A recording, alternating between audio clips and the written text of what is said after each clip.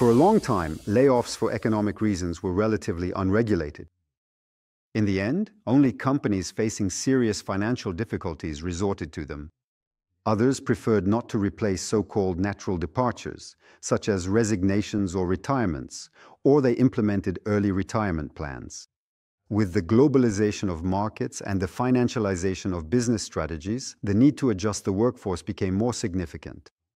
And starting in the 1980s, we began to see much more proactive economic layoff plans, carried out by companies not seeking to avoid bankruptcy, but rather to improve their margins or competitiveness. It therefore became necessary to regulate these new collective layoff practices. This is the role of the social plan, created by the Soissons Law of 1989 and renamed the Employment Protection Plan by the Social Modernization Act of 2002. The idea is very simple. When a company with more than 50 employees plans to lay off more than 10 people for economic reasons within a 30-day period, this is called a collective economic layoff.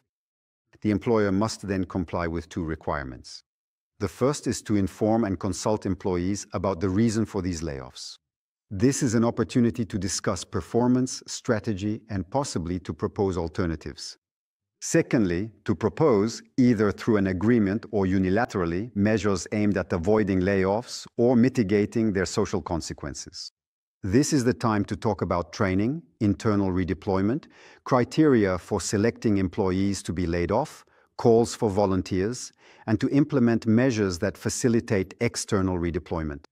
Redeployment units, severance payments above the legal minimum, and assistance with geographic mobility.